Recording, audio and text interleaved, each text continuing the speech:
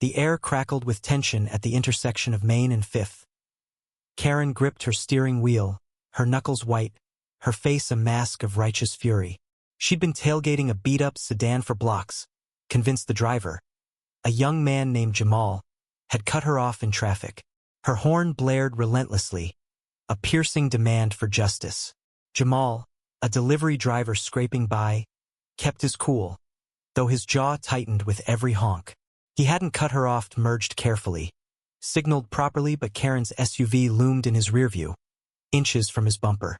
At the red light, Karen threw open her door and stormed toward Jamal's car. "You think you own the road?"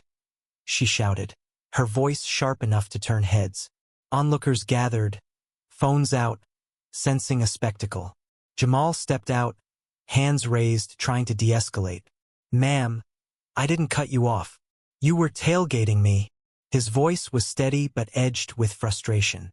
Karen scoffed, her eyes blazing. "Don't lie. I saw you swerve in front of me."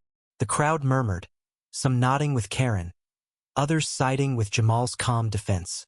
The argument escalated, words flying like sparks, Karen accusing, Jamal deflecting, the air thick with their clashing truths. A police officer arrived, drawn by the growing chaos.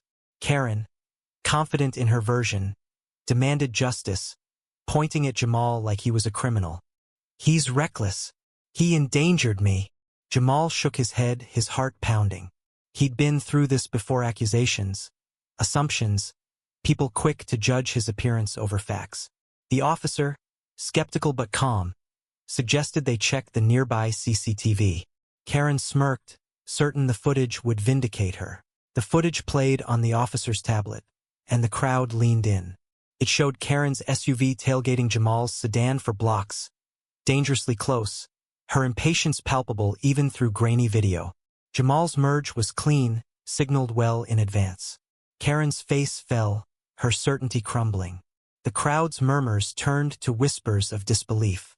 The officer issued her a fine for tailgating, his tone firm but neutral. "Ma'am, the evidence is clear. You were at fault." Karen's mouth opened, then closed, her righteous fire snuffed out.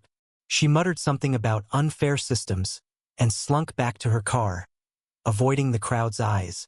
Jamal stood silent, relief mixing with bitterness. He'd won, but the victory felt hollow. Another day, another accusation, another moment where his truth had to be proven. The crowd dispersed, some shaking their heads at Karen's audacity, others reflecting on their own snap judgments. The intersection returned to its usual hum, but the weight of the moment lingered.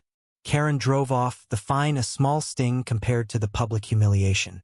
Jamal climbed into his sedan, his hands still shaking, and continued his deliveries, the city's pulse indifferent to his vindication. The story wasn't just about a traffic dispute, it was about truth, perception, and the human cost of rushing to judge. Karen's accusation, born of entitlement and haste, unraveled under scrutiny, leaving her to face the consequences of her actions. Jamal, forced to defend his integrity, carried the scars of being doubted. The CCTV was cold, impartial, but it couldn't erase the emotional toll on either side. What do you think? Who was truly in the wrong? How do we balance justice with empathy in conflicts like these?